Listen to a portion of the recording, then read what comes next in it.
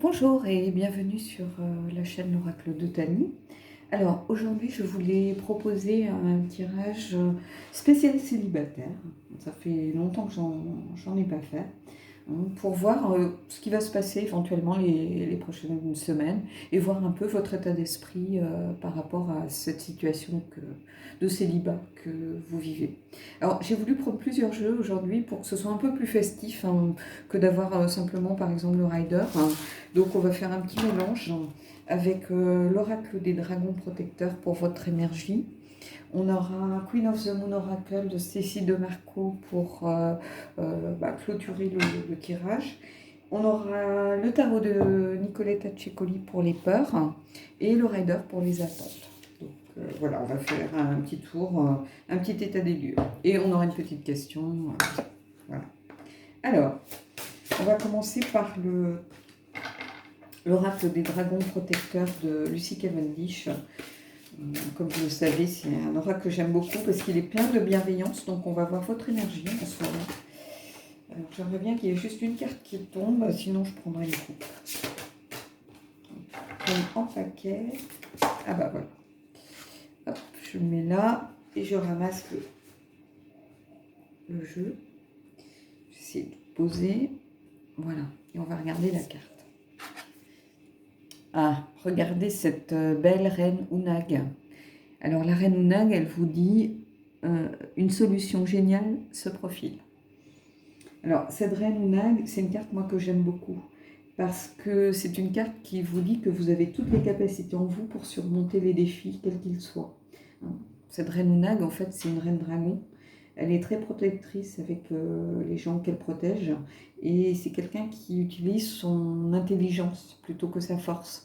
C'est-à-dire qu'elle va aller trouver des solutions sans agressivité par des moyens détournés pour trouver des solutions pour des conflits, pour des problèmes, de tout ordre, mais elle ne va pas aller à la confrontation. Elle va essayer de trouver toujours des chemins détournés ou voilà, elle va essayer vraiment d'utiliser ses capacités, son intelligence, son pragmatisme pour trouver des solutions. Donc c'est une carte vraiment que j'aime beaucoup. Et cette reine Unag, elle nous dit qu'à chaque problème, il existe une solution en fait. Et elle vous invite surtout à vous faire confiance, à suivre votre cœur. Même si ça ne semble pas forcément la voie la plus directe pour avoir une solution, elle vous dit que cette approche que vous allez avoir, elle va être innovante et intelligente, mais elle va faire appel à votre créativité aussi parfois. Ça ne va pas forcément être le moyen le plus direct, ça sera peut-être un moyen détourné, mais vous allez y arriver malgré tout. Et c'est une carte qui nous invite aussi à ne jamais penser comme une victime, à vraiment penser comme une guerrière, comme vous êtes... en fait, le message, c'est que vous êtes forte, vous avez tout le potentiel pour réussir où vous voulez réussir. Voilà, je la mets comme ça. Alors, on va prendre le tarot de Nicoletta Cecoli et on va voir maintenant quelles sont vos peurs en ce moment. Alors, je vais essayer d'en prendre deux. Si je pouvais en faire tomber deux, ça serait bien. Voilà, donc là une.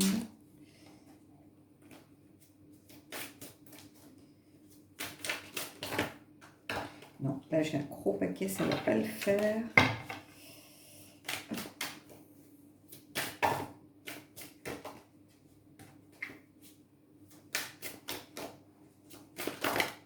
Ah, j'en ai. Voilà. Hop. Alors, on va les regarder avec les deux en même temps. Alors, on a le 4 d'épée et l'as de denier. Voilà, est-ce que je regarde sur l'écran de contrôle, voir si vous les voyez bien sans reflet. Alors, cet as de denier, c'est là, ça représente tout ce qui est matériel, professionnel, mais c'est aussi le corps, tout ce qui est concret, tout ce qui est dans la matière. Et ce 4 d'épée, ça représente un petit peu un repos, et un repos un petit peu forcé, qu'on se sent obligé de prendre. Et donc, avec ces deux cartes, j'ai l'impression que moi, que cette solitude forcée que l'on retrouve avec ce 4 d'épée, en ce moment, vous êtes dans un... Autant vous l'avez bien vécu les mois, les années qui ont précédé, autant là, ça commence un petit peu à vous peser. Alors, si vous êtes une femme, peut-être que vous avez cette épée de Damoclès qui est l'horloge biologique, parce que vous avez consacré votre vie à votre carrière, à votre profession. Vous étiez peut-être beaucoup en déplacement. Vous avez fait des rencontres, bien sûr, hein, quand je parle de célibat forcé. Je ne parle pas de rencontres d'un soir ou d'un mois ou deux, où voilà, on est plus copains que vraiment compagnons de vie. Là, vraiment, je vous parle de relations à très long terme, hein.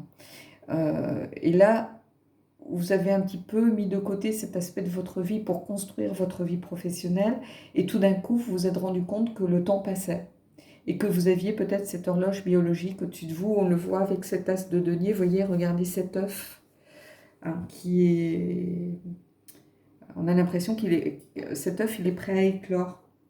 Et vous dites que c'est bien d'être indépendante, c'est bien d'être forte, c'est bien de ne pas dépendre d'un homme.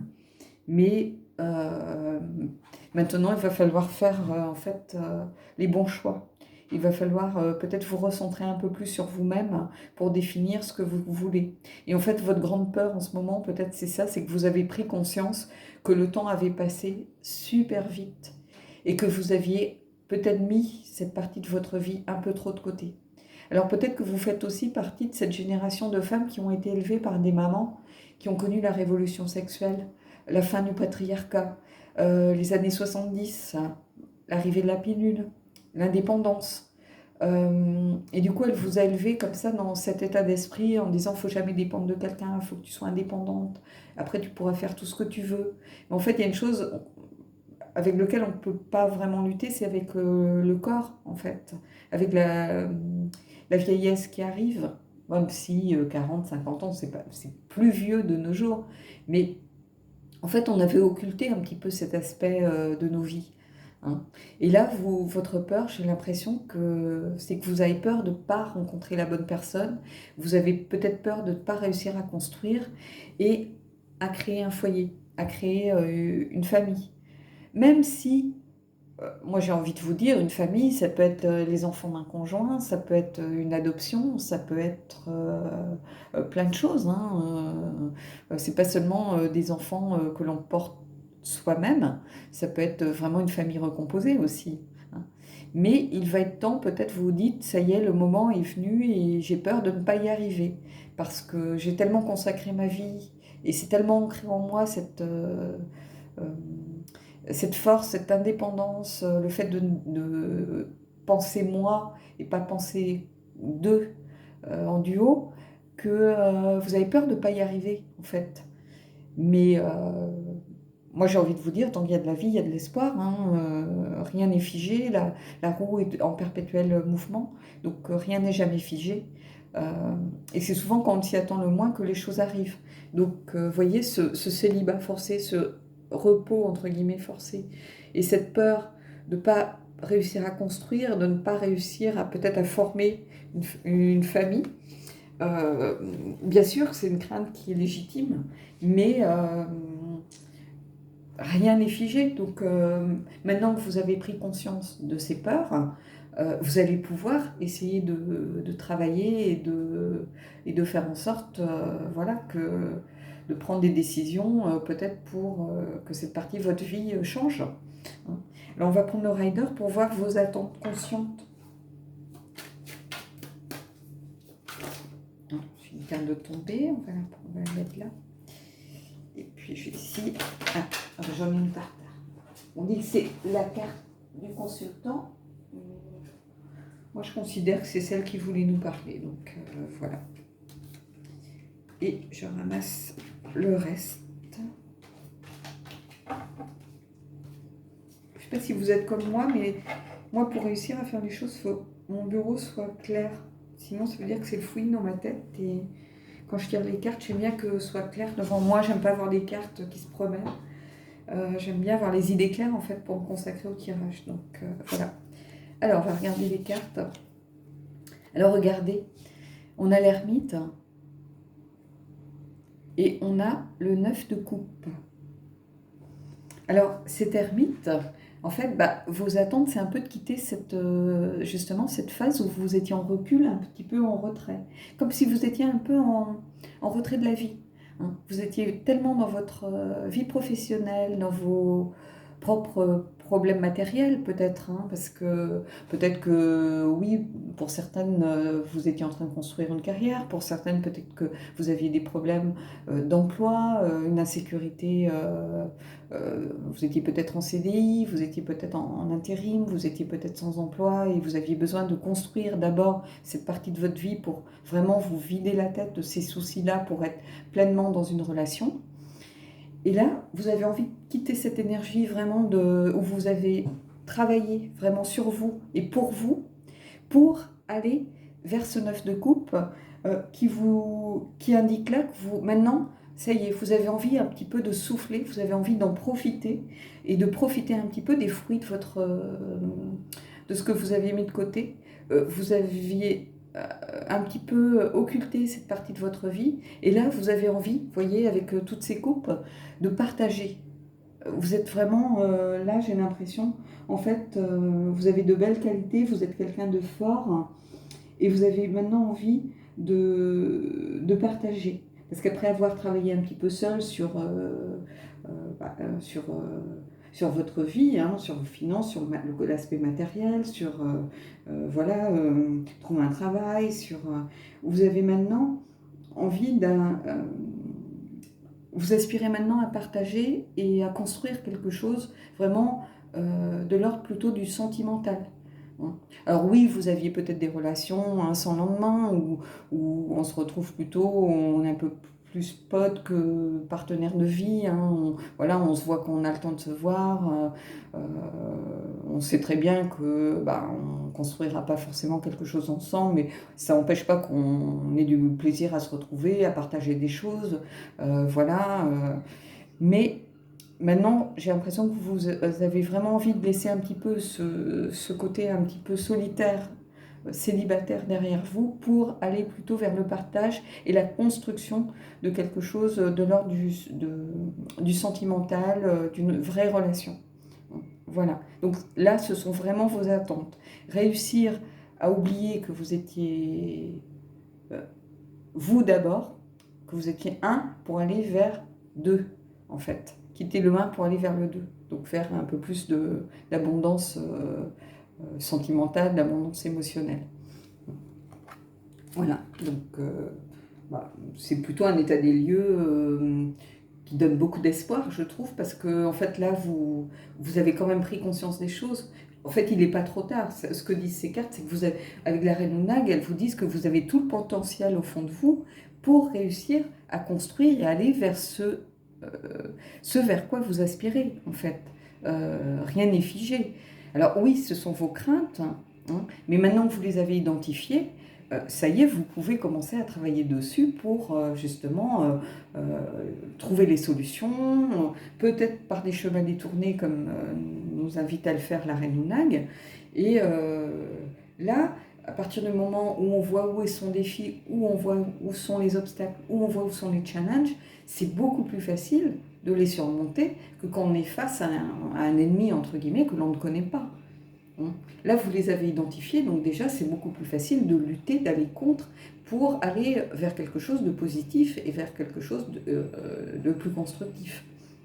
Donc là, on va prendre le Queen of the Moon Oracle de Stécie de Marco, et on va tirer deux cartes, je pense, pour... je viens de tomber.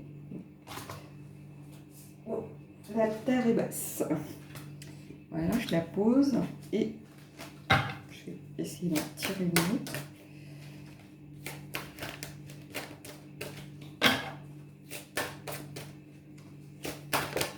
Ça y est, j'ai une autre. Voilà. Alors, on va regarder. On a Fruition, c'est la récolte de fruits. Et power, le pouvoir. Alors, on va peut-être les prendre dans l'ordre où elles sont tombées. Alors, avec cette carte de la récolte, en fait, cette carte, elle vous dit simplement, elle est dans la continuité du tirage, hein, elle vous dit simplement qu'après toute cette période à travailler sur vous et pour vous, eh ben, il est tout simplement temps de profiter et d'en récolter les fruits, tout simplement. Hein. Vous avez construit votre carrière, vous avez trouvé un travail, vous êtes indépendante, vous êtes forte. Eh ben, il est temps de passer à une autre étape de votre vie, c'est-à-dire à construire peut-être votre vie maintenant sentimentale, mais dans le but de trouver une relation durable, de construire quelque chose de plus durable que vos relations passées, par exemple. Hein. Et cette carte, d'ailleurs, c'est la lune de la récolte, c'est Harvest Moon. Et c'est une lune qui est visible normalement, je crois, autour de l'équinoxe d'automne dans l'hémisphère nord. Donc on n'est pas très loin de ces énergies de récolte encore, avec les énergies d'Halloween, qui ne sont pas si anciennes, hein, puisqu'on était plutôt sur octobre. Et là, on a Power. Et Power, bah, c'est une carte qui parle aussi d'elle-même. Hein. Cette carte, elle vous dit que vous avez le pouvoir, vous avez le potentiel pour vous élever encore, hein, que vous pouvez puiser toute la force qui est en vous. Vous êtes quelqu'un d'indépendant et vous êtes quelqu'un de fort avec beaucoup de potentiel et beaucoup de pouvoir au fond de vous-même. Hein. D'ailleurs, c'est ce que disait la reine Nag, hein, vous avez toutes les capacités en vous pour trouver une solution. Hein. Donc, le seul petit aspect, mais c'est même pas un aspect négatif, ça montre aussi que ben, même la personne la plus forte du monde, elle a aussi ses failles, c'est que cette force, cette indépendance, ça peut parfois faire peur. Donc vous aviez peut-être tendance à la masquer, quelquefois ce côté fort, indépendant, un peu guerrière, ce caractère un peu guerrier que vous aviez tendance peut-être à le gommer, à le masquer par moments en société, parce que vous étiez consciente que ça pouvait des fois faire peur aux hommes, hein, tout simplement, ou faire peur aux personnes en face de vous. Et cette carte, elle vous dit aussi qu'il est temps de vous montrer tel que vous êtes, en fait, de vous relier à votre moi profond, hein, à ce qui vous définit. D'arrêter de vous cacher tout simplement, parce que si vous voulez construire quelque chose de solide avec quelqu'un, il va falloir vous montrer tel que vous êtes. Hein. Vous ne pouvez pas baser une relation, si vous voulez qu'elle soit saine et sur des bases solides, vous ne pouvez pas la baser sur un mensonge ou sur un masque ou sur des faux semblants. Vous devez la construire sur de l'honnêteté, sur de l'intégrité, sur de la sincérité. Donc vous allez devoir vous montrer tel que vous êtes. Si vous êtes forte et indépendante, il faut vous montrer forte et indépendante. Hein.